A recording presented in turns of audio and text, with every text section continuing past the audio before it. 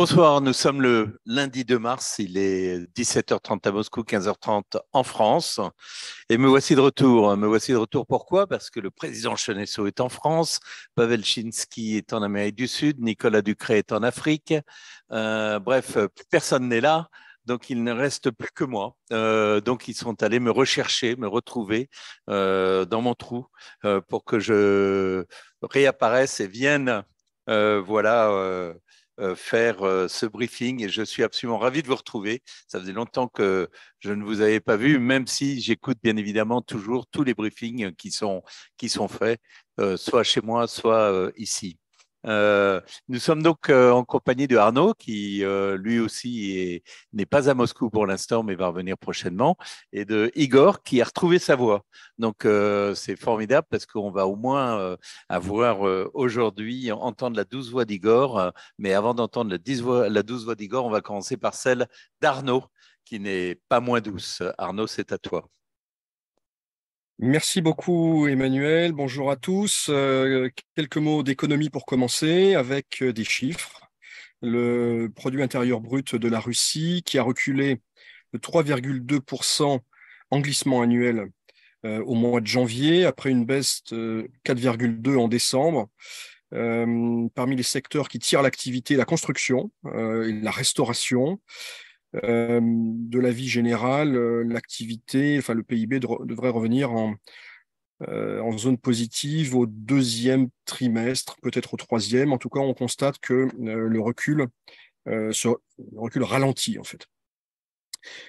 Autre chiffre intéressant et qui confirme cette tendance, l'indice PMI publié par Standard & Poor's Global qui s'établissait fin février à 53,6 points pour le secteur manufacturier. C'est le niveau le plus élevé depuis 2017. Donc un secteur manufacturier qui tourne et qui tourne très fort en Russie.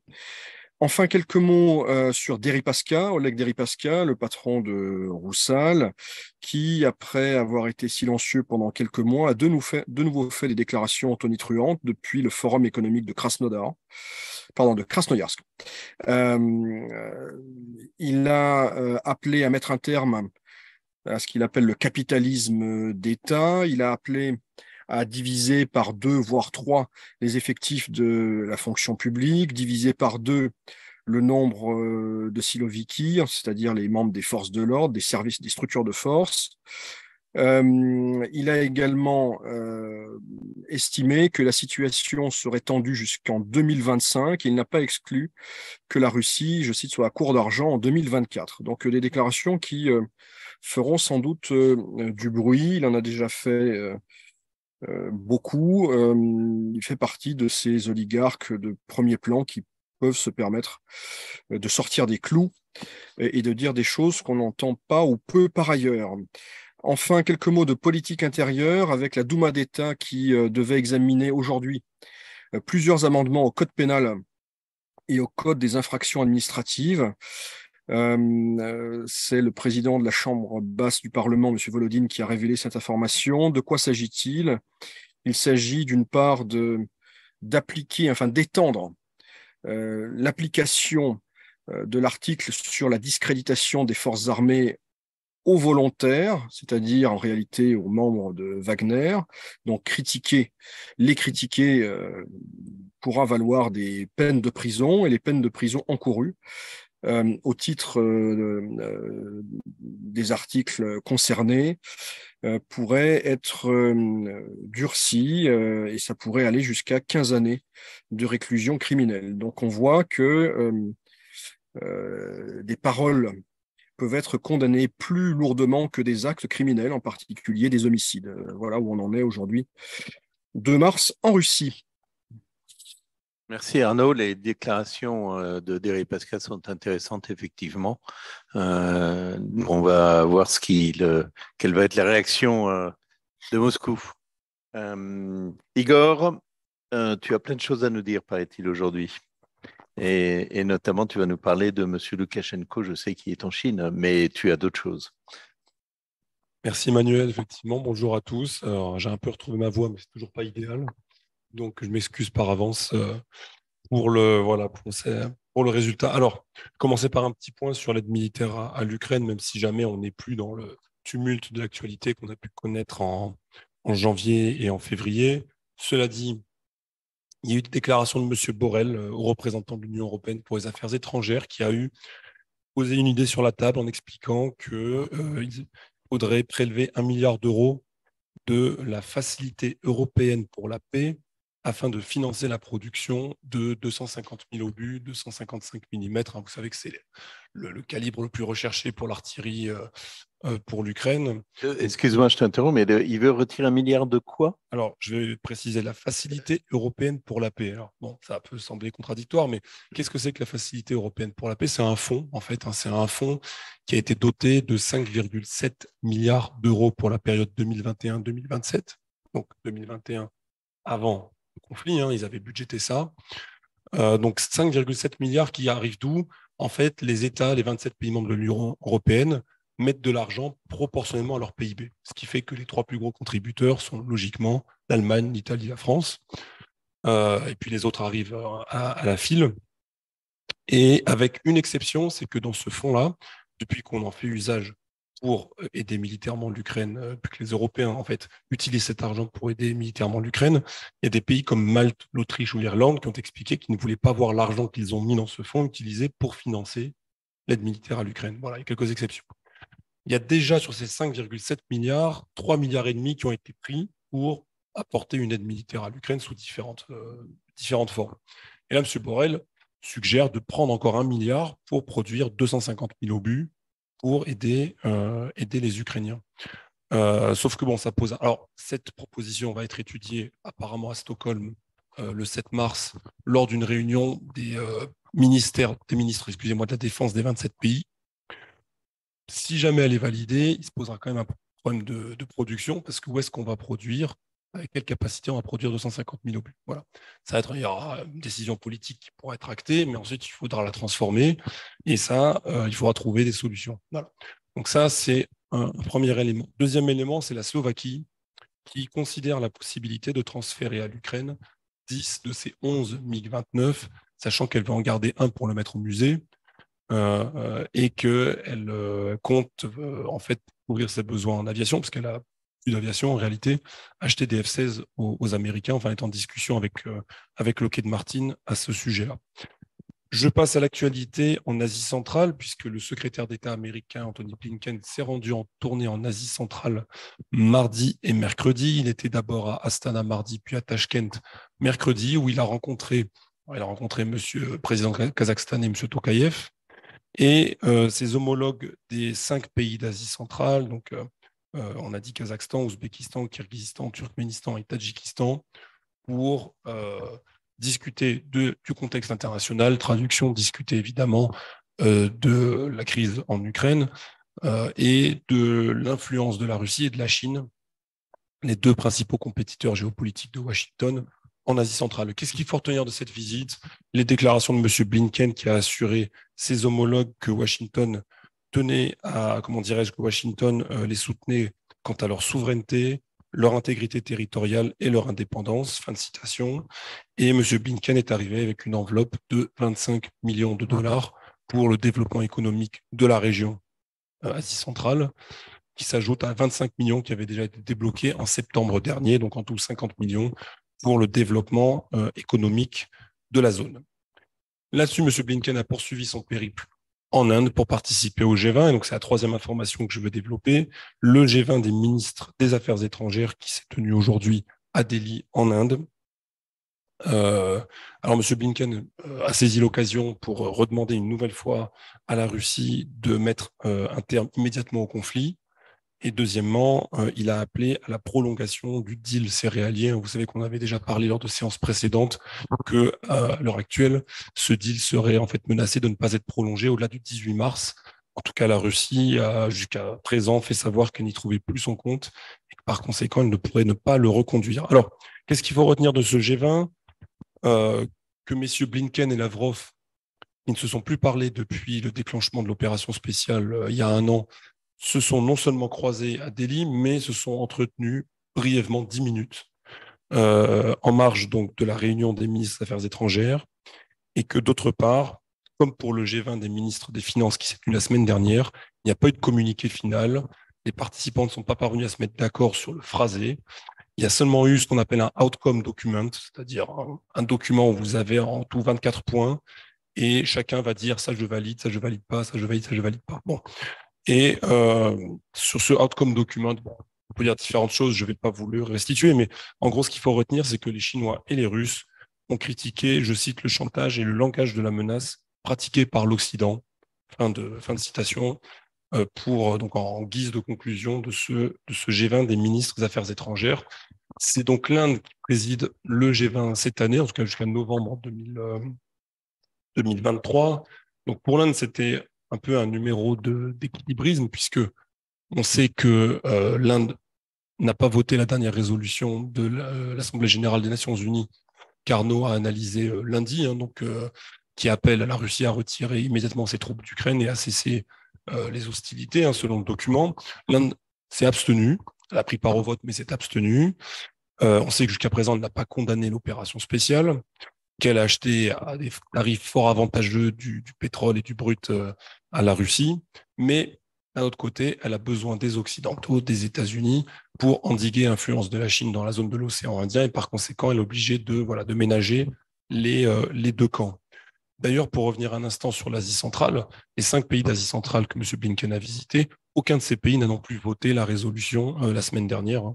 Vous en avez 4 qui se sont abstenus, donc ça va être Kazakhstan, Ouzbékistan, Tadjikistan et Kyrgyzstan, et le Turkménistan a fait la politique de la chaise vide, n'a pas participé au vote la semaine dernière. Donc, je referme la parenthèse. Une information sur l'état d'esprit de l'opinion publique aux États-Unis à l'égard du soutien apporté par Washington à l'Ukraine. Il y a eu plusieurs sondages qui ont été réalisés par différentes structures. Tout d'abord, un sondage réalisé par le The Associated Press et le Center for Public Affairs Research, publié par le New York Times aujourd'hui ou hier, je ne me souviens plus. Selon cette étude, 48% des Américains approuvent le soutien fourni par leur gouvernement à l'Ukraine. Aujourd'hui, ils étaient 60% en mai. Donc là, on voit quand même qu'il y a un net recul. Et deuxième étude réalisée par une institution assez célèbre, le Pew Research Center. Selon cette étude, là aussi restituée par le New York Times, 26% des sondés estiment que les États-Unis en font trop pour l'Ukraine. Ils étaient 7% il y a un an à faire la même réponse lorsque l'enquête avait été réalisée, donc il y a en mars 2022. Dernière information, effectivement, M. Loukachenko est arrivé en Chine mardi soir et il doit en repartir aujourd'hui. Une visite de 2 jours au cours de laquelle il a rencontré Xi Jinping. M. Loukachenko a apporté publiquement son soutien à l'initiative de paix chinoise dont on a parlé lundi dernier. Et dans un communiqué, il est indiqué que Minsk et Pékin souhaitent que leur partenariat stratégique tous azimuts, c'est comme ça qu'ils l'appellent, un partenariat stratégique tous azimuts, soit approfondi en matière, alors dans beaucoup de domaines, mais j'en retiens ici 2, en matière de logistique et de transport d'une part, mais aussi en ce qui concerne la coopération militaire et sécuritaire, en matière de lutte contre le terrorisme et de prévention des révolutions de couleur. Voilà, Emmanuel. Merci beaucoup, Igor.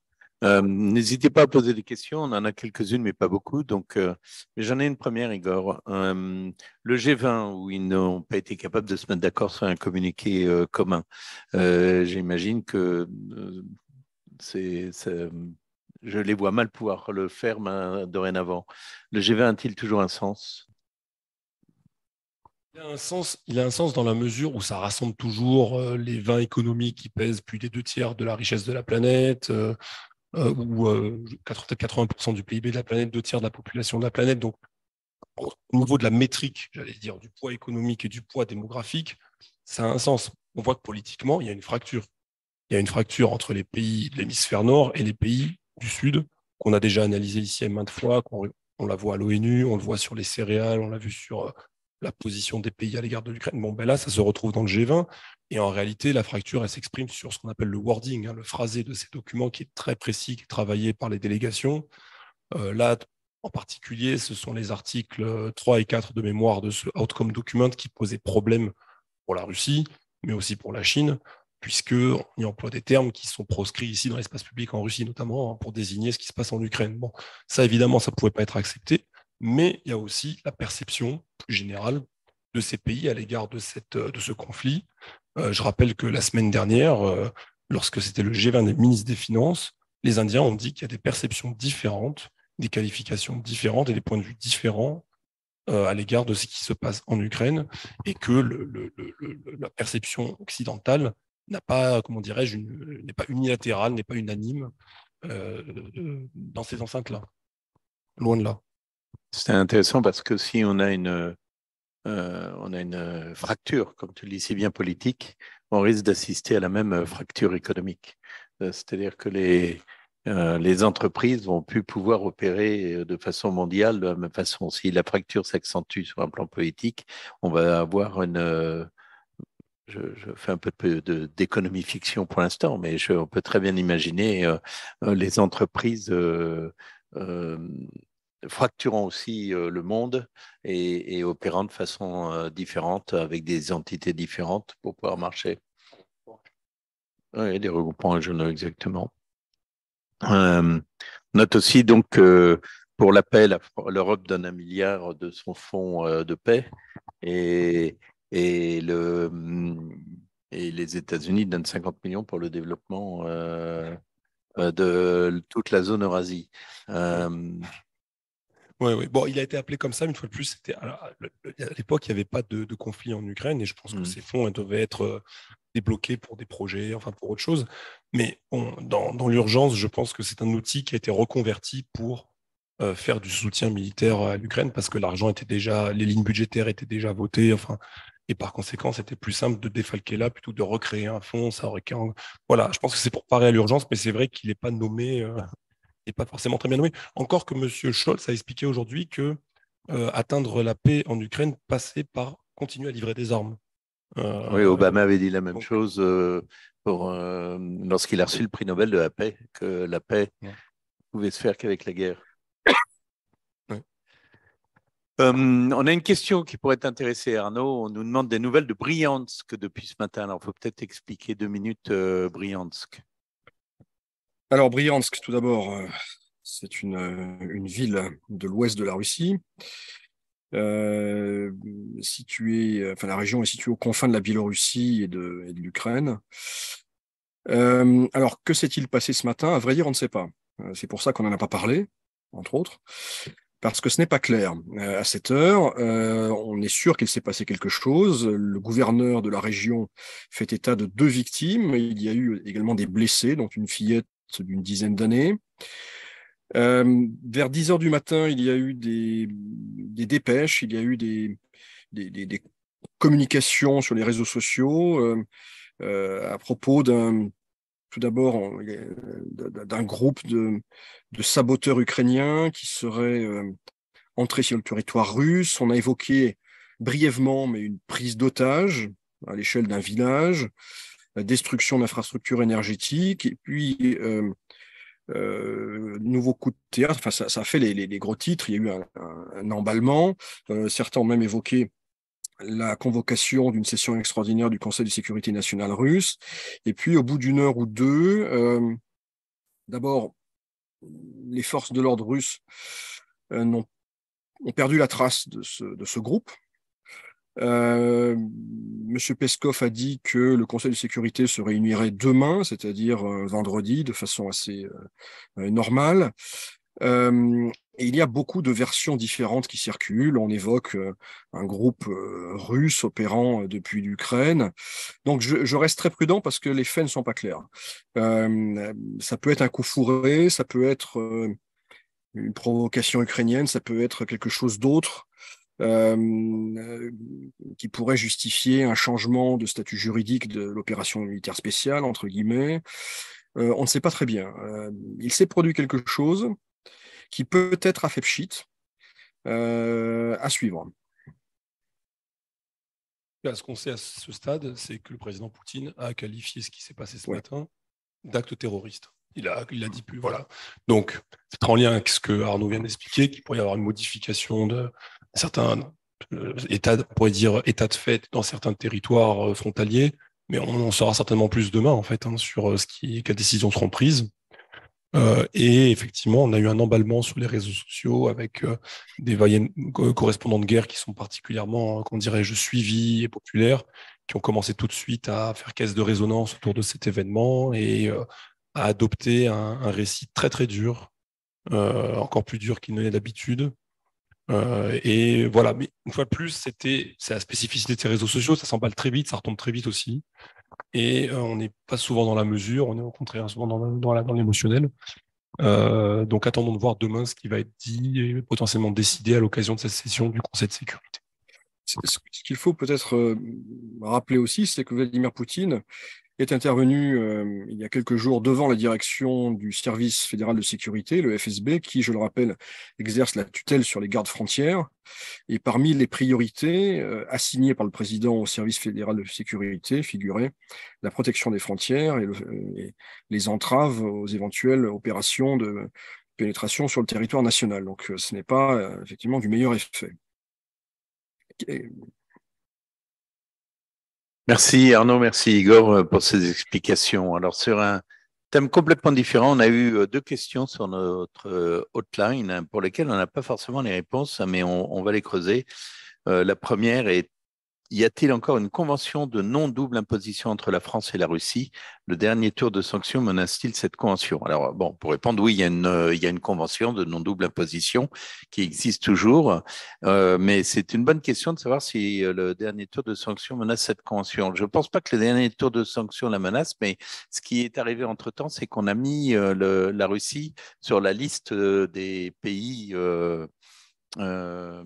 offshore, merci, des paradis fiscaux. Et là, il va falloir qu'on regarde et on reviendra vers vous là-dessus. Est-ce que cela va-t-il avoir un impact sur les conventions fiscales?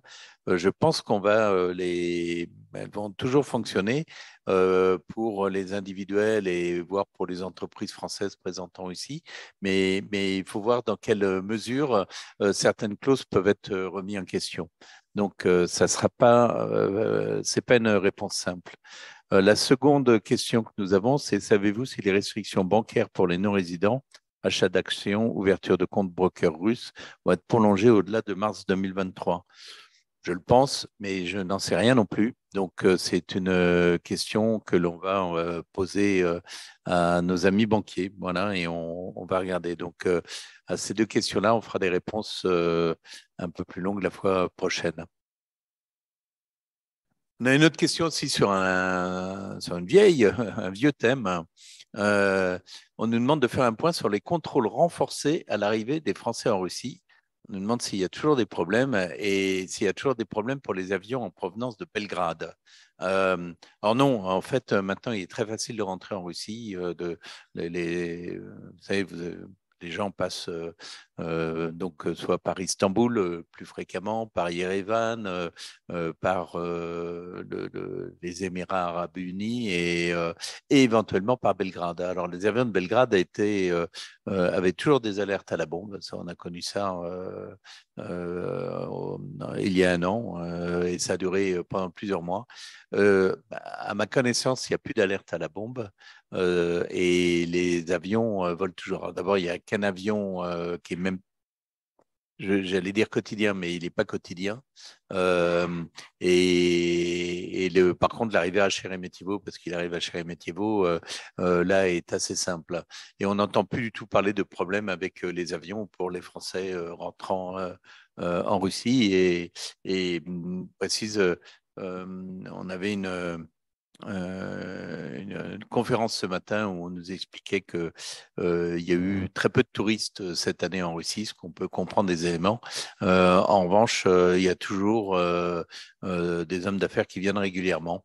Donc, c'est toujours facile de venir parce que la France délivre toujours des visas aux Russes et les Russes délivrent toujours des visas aux Français.